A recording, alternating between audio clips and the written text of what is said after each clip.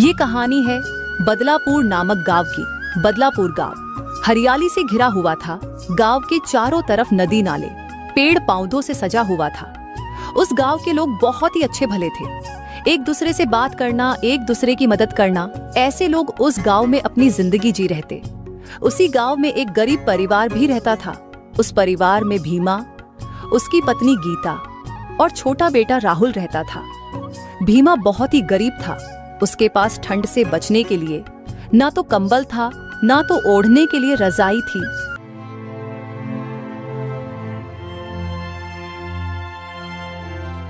भीमा, मैं क्या कहती हूँ, बाहर ठंड ने कोहराम मचा दिया है और हमारे पास तो ठंड से बचने के लिए ना तो कंबल है, ना तो रजाई, और घर के बाहर जहर की भांति ठंड पड़ी हुई है। घर के बाहर निकलने का तो मन ही नहीं कर रहा है। तो हम इस जहरीली ठंड का सामना कैसे करेंगे?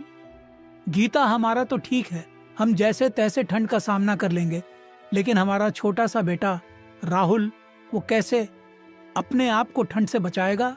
मैं क्या कहती हूँ भीमा, आज का दिन तो हम किसी तरह निकाल ही लेंगे। और रही बात हमारे बेटे की, तो मैं उसको मेरे साड़ी के पल्लू से ढक लूंगी और किसी तरह ये दिन निकाल लेंगे। लेकिन कल आप सरपंच जी के घर जाके कुछ पैसे कर्ज पे उठा लाना, ताकि हम उस पैसों से हमारे लिए कंबल और रजाई खरीद सके और इस जहरीली ठंड से बच सके।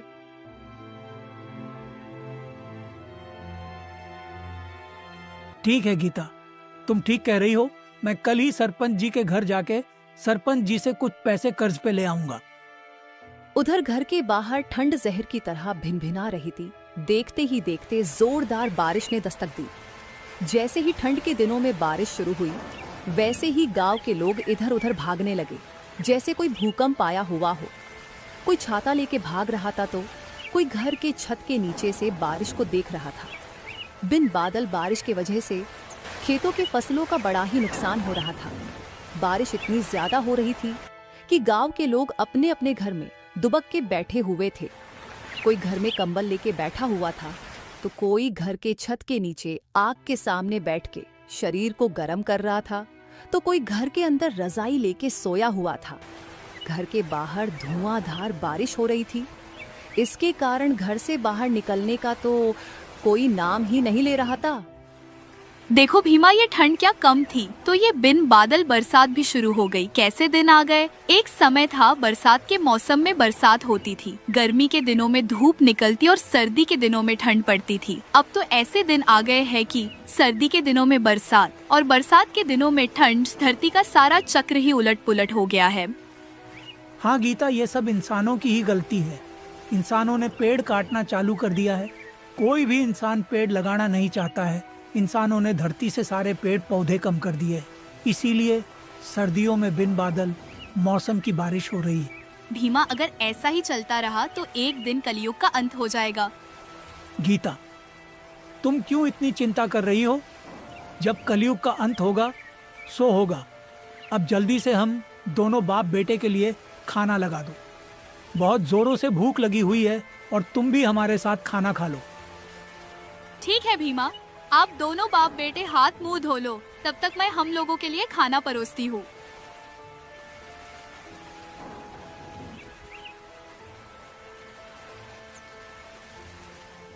क्या हुआ गीता, क्या सोच रही हो? तुम खाना क्यों नहीं खा रही? आ जाओ, तुम भी हमारे साथ खाना खाने बैठ जाओ। नहीं भीमा, मेरा खाना खाने का मन नहीं है। आप बाप बेटे खाना खा लो, मैं बाद में खा लूंगी। क्यों, क्या हुआ गीता? तुम खाना क्यों नहीं खा रही हो? भीमा, मैं क्या कहती हूँ, कल तुम याद से सरपंच जी के घर जाके कर्ज पे पैसे उठा लाना, ताकि हम कंबल और रजाई ले सके और इस जहरीली ठंड से बच सके। अभी तो रात भी हो गई है और बिना कंबल और रजाई के सारी रात ठंड से हम लोग कैसे बचे? गीता, तुम टेंशन मत लो। कल ही मैं सरपंच जी के घर जाके कुछ पैसे कर्ज पे उठा लेता हूँ और बाजार जाके कुछ कंबल और रजाई खरीद लाऊंगा। अब चलो, सोने चलते हैं, बहुत रात हो चुकी है। उतना कह के वो लोग सोने चले जाते हैं। बाहर जोरदार बारिश हो रही थी। बारिश रुकने का तो नाम ही नहीं ले रही थी और बारिश की वजह से ठंड का प्रकोप और भी ज्यादा बढ़ गया था। रात के 2 बज चुके थे। गांव के सुनसान रास्तों से चिल चिल आवाज आ रही थी। एक तरफ गांव के कुत्तों का आवाज आ रहा था, तो दूसरी तरफ बिल्लियों की आवाज आ रही थी। पूरे गांव में सन्नाटा छाया हुआ था।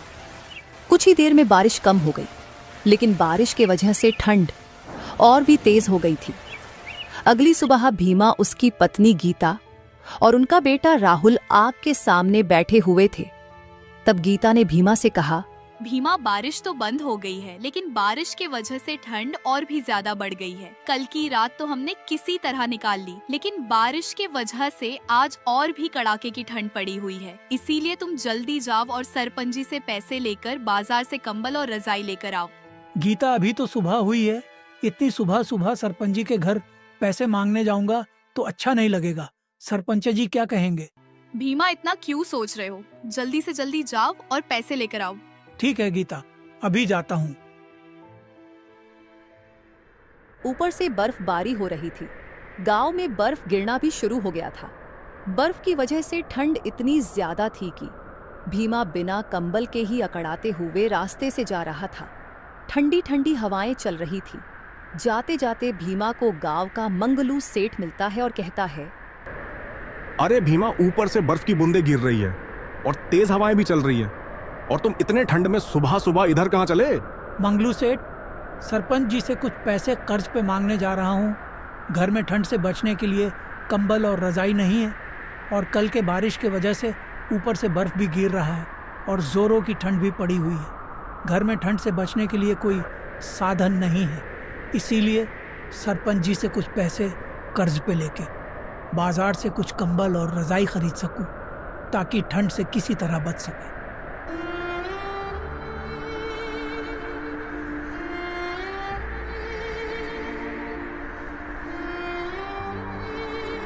अरे यार भीमा, इतनी सी बात।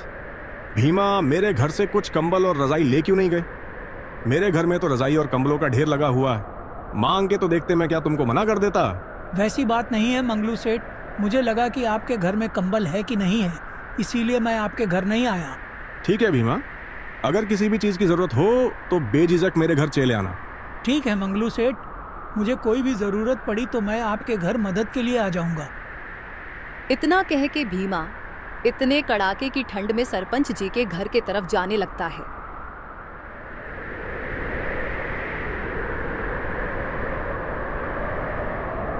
दूसरी तरफ गांव के कुछ लोग ठंड की वजह से चौपाल पे आग लगा के अपने शरीर को तपाने की कोशिश में लगे हुए थे। अरे भाइयों, कल के बारिश की वजह से ठंड तो और भी ज्यादा बढ़ गई है, और ऊपर से ये बर्फबारी भी शुरू हो गई है।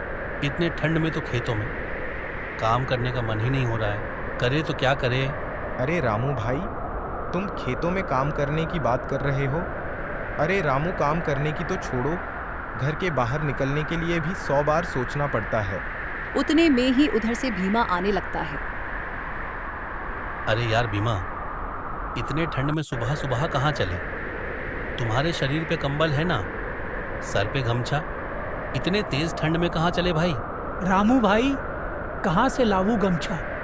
इधर तो कंबल लेने के लिए भी घर में पैसे नहीं हैं, और तुम गमछे की बात कर रहे हो, इसीलिए कुछ पैसे कर्ज पे लेने के लिए सरपंच जी के घर जा रहा हूँ। अरे भीमा, ये क्या कह रहे हो?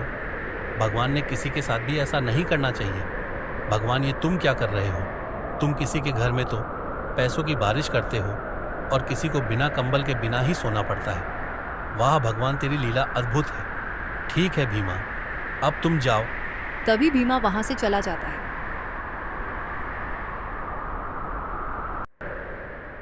सरपंच जी घर में हो क्या? अरे भीमा, इतने ठंड में सुबह सुबह मेरे घर में कैसे आए? बाहर कितनी ठंड और बर्फबारी हो रही है, तुम तो ठंड से अकड़ गए हो। जल्दी से घर के अंदर आ जाओ।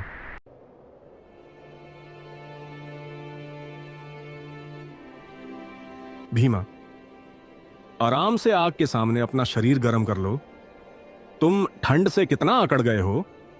अगर ज्यादा देर तुम बिना आग के रहते तो तुम्हारा क्या होता?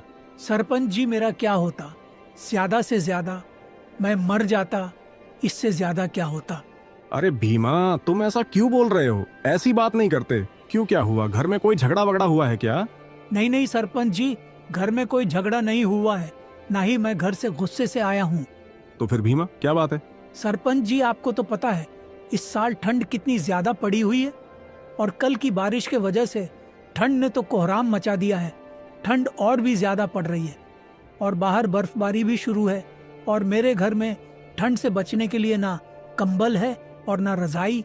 और मेरा बेटा राहुल कल रात भर ठंड से अकड़ रहा था, इसीलिए मुझे आपसे कुछ पैसे कर्ज पे चाहिए ताकि बाजार से मैं कुछ कंबल और रजाई खरीद सकूं। तो आप मुझे थोड़े पैसे कर्ज पे देंगे क्या? क्यों नहीं भीमा, जरूरतमंद लोगों की मदद करना मेरे को बहुत अच्छा लगता है और तुम तो बहुत ही गरीब हो। अगर मैं तुम्हारी मदद करूंगा तो भगवान मुझे आशीर्वाद देंगे। तुम्हारे जैसे गरीब लोगों की मैं मदद नहीं करूंगा तो मैं किसकी मदद करूंगा? बताओ तुम्हें कितने पैसे चाहिए? सरपंच जी, ज्यादा पैसे नहीं चाहिए, बस 2-4 कंबल खरीद सकूं, उतने ही पैसों की जरूरत है। ठीक है भीमा, मैं तुम्हें 5,000 रुपए देता हूँ। 5,000 में हो जाएगा क्या? हाँ सरपंच जी, 5,000 रुपए में हो जाएगा। सरपंच भीमा को 5,000 रुपये दे देता है और भीमा खुशी खुशी घर चला जाता है। भीमा घर पहुंचते ही भीमा की पत्नी भीमा से कहती है, आ गए आप सरपंच जी से पैसे लेकर। सरपंच जी ने आपको पैसे दिए ना? गीता, सरपंच जी जैसा भला इंसान इस जमाने में मिल जाइए तो कोई परिवार की ठंड से बुरी हालत नहीं होगी। सरपंच जी ने तो बिना मांगे ही मुझे 5,000 रुपये दे दिए।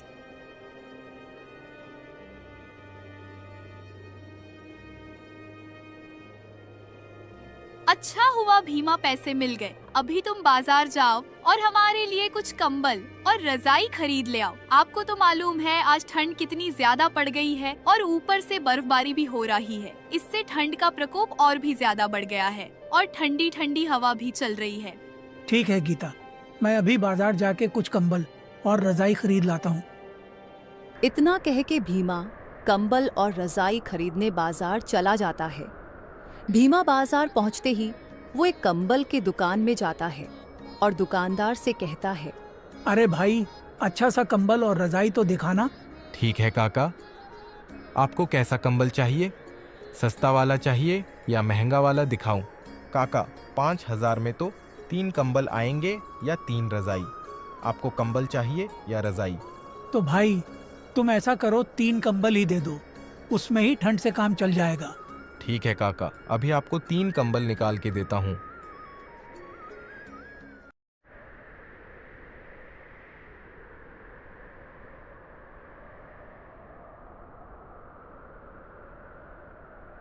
भीमा कंबल लेके अपने घर के ओर निकल जाता है। ठंड इतनी थी कि भीमा को रास्ते से जाना भी मुश्किल हो गया था। जैसे तैसे भीमा रास्ते से आगे आगे चल रहा था। रास्ते से जाते जाते भीमा को एक बूढ़ा आदमी एक पेड़ के नीचे इतने ठंड में अकड़ते हुए सोया हुआ था। ये देख के भीमा को बहुत बुरा लगा। भीमा उस बूढ़े आदमी के पास जाता है और बोलता है, बूढ़े बाबा, ओ बूढ़े बाबा। भीमा ने उस बूढ़े आदमी को आवाज देते ही वो बूढ़ा आदमी उठकर बैठ जाता है। बूढ़े बाबा, आप इतनी बर्फ भरी ठंड और इतनी हवाओं में इस पेड़ के नीचे क्या कर रहे हो? आपने देखा कितनी कड़ाके की ठंड पड़ी हुई है और ऊपर से बर्फ भी तो गिर रहा है, तो आप इतने ठंड में इस पेड़ के नीचे क्यों सोए हो? बेटा, मैं बाजार गया हुआ था और रास्ते से जाते जाते इस ठंड से मेरा शरीर बहुत ही ठंडा पड़ चुका था। इसीलिए रास्ते के बीच में मुझे ये पेड़ दिखा तो मैं इस पेड़ के नीचे थोड़ी देर बैठ गया ताकि मेरा शरीर थोड़ा गर्म हो सके। लेकिन कुछ देर बैठे बैठे मुझे कब नींद आई मुझे पता ही नहीं। बाबा, ये लो कंबल, और इस कंबल से आप अपने शरीर को ढक लेना ताकि आपको ठंड नहीं लगे और आपका शरीर कंबल से गर्म हो सके। नहीं बेटा, ये कंबल तुम्हारा है, ये कंबल मैं कैसे ले सकता हूँ? बाबा, इस कंबल की ज़्यादा ज़रूरत तो आपको है। मेरे पास और 2 कंबल बाकी हैं। ये लो बाबा, कंबल से खुद को ढक लेना। भीमा उस बूढ़े आदमी को कंबल देकर रास्ते से घर की तरफ निकल जाता है। थोड़ी देर बाद भीमा अपने घर पहुंच जाता है। घर पहुंचते ही भीमा की पत्नी भीमा से कहती है, आ गए बाजार से कंबल और रजाई लेकर। हाँ गीता, ये लो कंबल। ये क्या भीमा, इतने ही कंबल और रजाई नहीं लाई? गीता, 5,000 में 3 कंबल आ सकते थे या 3 रजाई, इसीलिए मैं दुकान से 3 कंबल को ही लेकर आया। भीमा, अगर तुम 3 कंबल लेकर आए हो तो ये तो 3 कंबल होने चाहिए। ये तो 2 ही कंबल है, इसमें से 1 कंबल कहाँ गया? गीता, रास्ते से आते आते एक कंबल मैंने किसी जरूरतमंद को दे दिया। कंबल जरूरतमंद को दे दिया? मगर किसको दिया? हम भी तो बहुत गरीब है।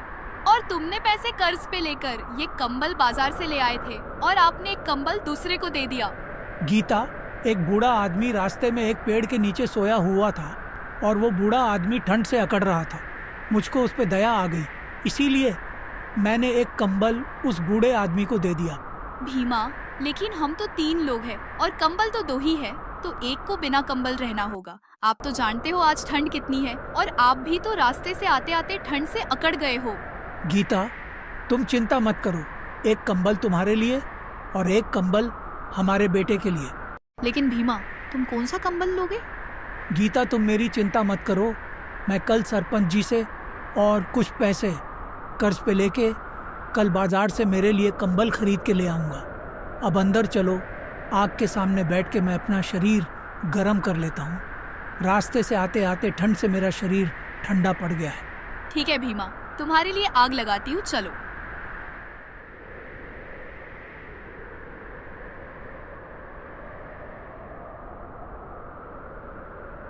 घरों के बाहर ठंड इतनी थी कि कोई आदमी घरों के बाहर आने से भी डर रहा था। बर्फ भरी ठंड गांव के घरों को टकरा रही थी। ठंडी ठंडी हवाओं ने गांव के लोगों को घरों के बाहर आने से रोक कर रखा था। पेड़ पौधे भी अपनी अपनी पत्तियों और डालियों को अपने अंदर ले चुकी थी, लेकिन ठंड तो कम होने का नाम ही नहीं ले रही थी। ऐसा लगता था कि ठंड में कोई जहर घुल गया हो और गांव में जहरीली ठंड का आतंक मचा हो।